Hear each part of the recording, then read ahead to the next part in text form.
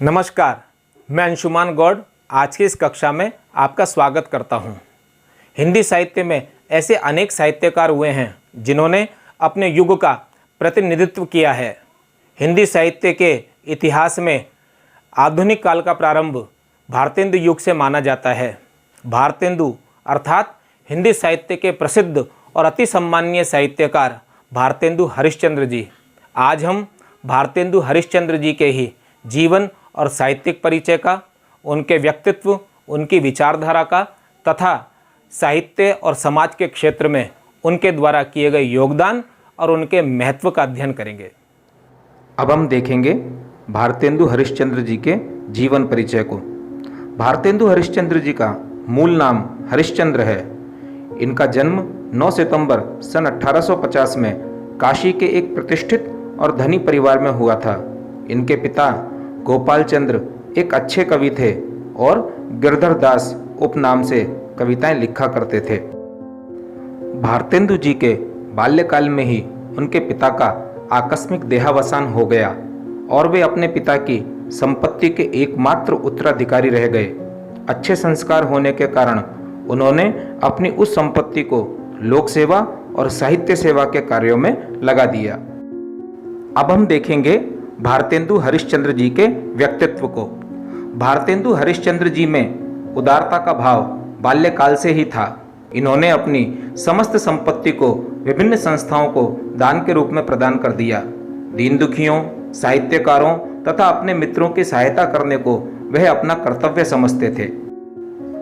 भारतेंदु हरिश्चंद्र जी बाल्यकाल से ही कुशाग्र बुद्धि और प्रतिभाशाली थे।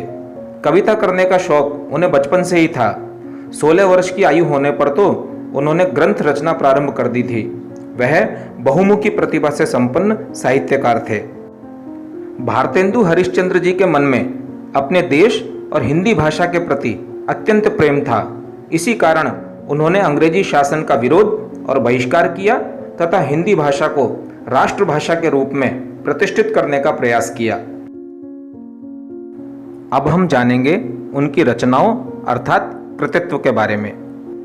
भारतेंदु जी उच्च कोटि के रचनाकार थे। इसी कारण वह अपने लेखन के माध्यम से दूर दूर तक जाने जाते थे।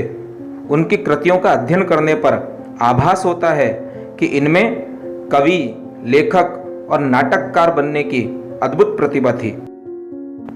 भारतेंदु जी न सिर्फ रचनाकार ही थे अपितु उच्च कोटि के संपादक भी थे। इन्होंने कवि वचन सुधा, हरिश्चंद्र, बाला बोधनी नामक पत्रिकाओं का संपादन किया। भारतेंदु जी ने कुल मिलाकर 175 ग्रंथ लिखे। उनके द्वारा रचित ग्रंथों में उनके मौलिक नाटक, अनुदित नाटक, निबंध संग्रह, काव्य कृतियाँ, कहानी, यात्रा वृत्तांत, आत्मकथा, उपन्यास आदि को सम्मिलित किया जा सकता है। उनकी प्रमुख रचनाएं हैं वैदिक हिंसा, हिंसा न भवति, कर्पूर मंजरी, सत्य हरिश्चंद्र, चंद्रावली नाटिका, भारत दुर्दशा, अंधेर नगरी, नील देवी, मुद्रा राक्षस, प्रेम मालिका, प्रेम माधुरी, पूर्ण प्रकाश, चंद्रप्रभा। अब हम दृष्टि डालेंगे भारतेंदु जी के साहित्यिक परिचय व उसकी विशेषताओं पर। भारतेंदु जी के साहित्य की यह विशेषता रही है कि उन्होंने जहाँ ईश्वर भक्ति आदि प्राचीन विषयों पर काव्य की रचना की, वहीं दूसरी ओर समाज सुधार, राष्ट्र प्रेम जैसे नवीन विषयों को भी अपनाया। उनकी कविता श्रृंगार प्रधान, भक्ति प्रधान, सामाजिक समस्या प्रधान तथा राष्ट्र प्रेम प्रधान है। प्रकृति वर्णन भी इनकी रचनाओं में मिलता है। भारतेंदु जी ने साहित्यिक भाषा के रूप में खड़ी बोली का विकास किया। कविता जहाँ वे ब्रज भाषा में लिखते रहे, वहीं साहित्य की अन्य विधाओं में उन्होंने खड़ी बोली को सफलतापूर्वक अपनाया। सही मायने में कहें तो भारतेंदु आधुनिक खड़ी बोली गद्य के उन्नायक हैं। भारतेंदु जी की भाषा में संस्कृत के तद्भव शब्दों की बहुतायत है। लोकोक्तियों और मुहावरों के प्रयोग से उनकी भाषा में और लालित्य आ गया है। रोचकता बढ़ाने के लिए स्थान स्थान पर उन्होंने हास्य और व्यंग के प्रयोग किए हैं। भारतेंदु जी ने रीतिकालीन रसपूर्ण अलंकार शैली, भावात्मक शैली, व्यंग्यात्मक शैली और उद्बोधन शैली को अपनाया। अलंकारों का प्रयोग उन्होंने सरल रूप से किया है।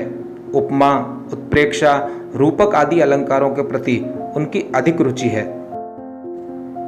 उत्प्रेक्षा और अनुप्रास अलंकार की एक सुंदर योजना देखिए। तरनी तनुजा तट तमाल तरुवर बहु छाए, झुके कूल सो परसन हित मनहु सुहाए। भारतेंदु जी ने अपने समय में प्रचलित प्राय सभी छंदों को अपनाया है। केवल हिंदी ही नहीं अपितु उर्दू, संस्कृत और बांग्ला के छंदों को भी उन्होंने अपने काव्य में स्थान दिया है। धन के अत्यधिक व्यय से भारतेंदु जी ऋणी बन गए और दुश्चिंताओं के कारण उनका शरीर शिथिल हो गया।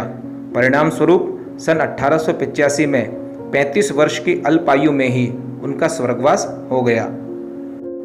अब हम जानेंगे हिंदी साहित्य में उनके योगदान व महत्व को। भारतेंदु हरिश्चंद्र को वर्तमान हिंदी गद्य का प्रवर्तक माना जाता है। भाषा और साहित्य दोनों पर उनका स्थायी प्रभाव पड़ा है। उन्होंने गद्य की भाषा को परिमार्जित कर उसे मधुर और स्वच्छ बनाया। भारतेंदु जी सुधारवादी थे।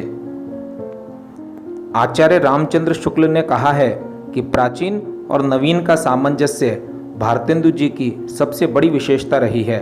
उनके साहित्य ने लोगों के मन में राष्ट्र प्रेम को जगाकर स्वतंत्रता संग्राम में भी वैचारिक योगदान दिया। हिंदी भाषा की उन्नति ही उनका मूल मंत्र था। वह उसे राष्ट्रभाषा के पद पर प्रतिष्ठित देखना चाहते थे। भारतेंदु जी की साहित्य सेवा और देश सेवा से प्रभावित होकर ही काशी के विद्वानों ने सन 1880 में इन्हें भारतेंदु अर्थात भारत का चंद्रमा की उपाधि प्रदान की। भारतेंदु जी को आधुनिक हिंदी साहित्य का पितामह और भारतीय नवजागरण का अग्रदूत कहा जाता है।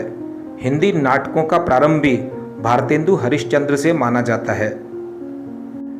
हिंदी साहित्य के क्षेत्र में उनके योगदान और महत्व के कारण ही आचार्य रामचंद्र शुक्ल ने अपने हिंदी साहित्य के इतिहास में आधुनिक काल के प्रथम चरण को भारतेंदु युग कहा है, जिसका लगभग सभी विद्वानों ने समर्थन किया है।